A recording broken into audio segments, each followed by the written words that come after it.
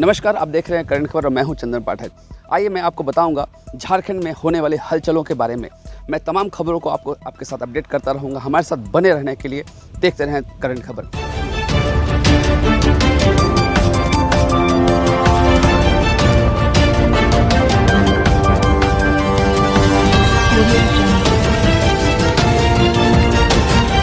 कांग्रेस का जो मतदान है वो जेएमएम का पूरा मतदान द्रौपदी मुर्मू की तरफ है, इसमें आपका क्या कहना है? देखिए, जेएमएम और कांग्रेस का गठबंधन हुआ है, विलय नहीं हुआ है। ये बात हमारे प्रदेश अध्यक्ष ने भी कहा है और ये बात मैं भी कहता हूँ कि कोई भी पार्टी, चाहे वो क्षेत्रीय हो चाहे वो केंद्रीय पार्टी हो, उसको स्वतंत्र अधिकार है ये चुनने का कि वो किसे वोट देती है। जेएमएम ने अपने आदिवासी सिद्धांत पर और देश में पहली बार आदिवासी राष्ट्रपति चयन पर उन्होंने वोट देने का फैसला किया है। ये उनका निर्णय है। हम द्रौपदी मुर्मू जी का विरोध नहीं करते हैं, लेकिन हम उस पार्टी का विरोध करते हैं जिसने द्रौपदी मुर्मू जी को राष्ट्रपति पद का उम्मीदवार बनाया है। द्रौपदी मुर्मू जी झारखंड की गवर्नर रही हैं। हमारा उनके प्रति स्नेह और सम्मान हमेशा बरकरार रहेगा, लेकिन जिस पार्टी ने उनको बनाया है उसका हम विरोध कर रहे हैं। यहाँ पे बात सिद्धांतों की लड़ाई की है और जेएमएम ने अपना फैसला लिया है, वो स्वतंत्र है फैसला लेने के लिए। विधायक की पार्टी आपकी सत्ता की मलाई उनके साथ खा रही है, फिर उसके बाद आप करें गठबंधन धर्म का पालन।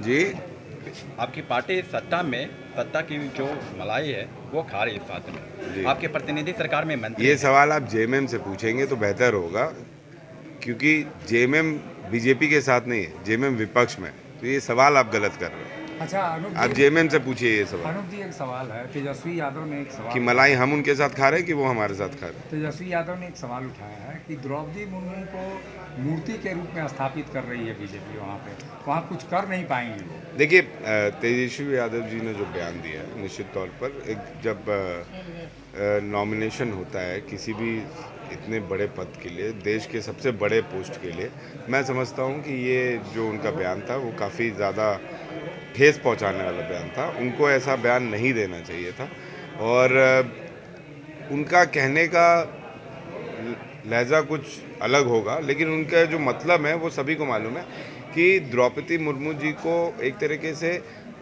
वो शांत स्वभाव की लेडी हैं, चुपचाप रहने वाली लेडी हैं, ज़्यादा संविधान के बाहर जाके काम नहीं करती हैं।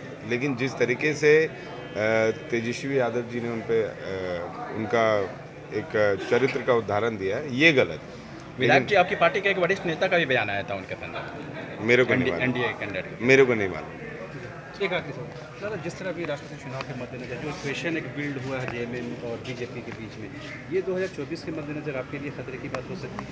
देखिए, ऐसा कुछ नहीं है। पार्टी अपने बेसिस पे काम करती है, हम अपने बेसिस पे काम करती है। 2014 में भी जब राजेंद्र बाबू हेमंत सोरेन जी के साथ सरकार में थे और हेमंत सोरेन जी मुख्यमंत्री थे, तो उसके बाद भी हेमंत सोरेन जी ने अलग चुनाव लड़ा था, हम लोग ने अलग चुनाव लड़ा था। चुनाव में चाहे जेएमएम हो, चाहे कांग्रेस हो, चाहे बीजेपी हो, हर आदमी को प्री अलायंस और पोस्ट अलायंस का एक मौका रहता है।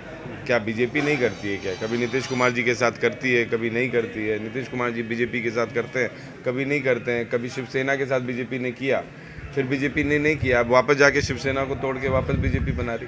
तो ऐसा नहीं है, पॉलिटिक्स में हर दरवाजे खुले रहने चाहिए। अवसरवादिता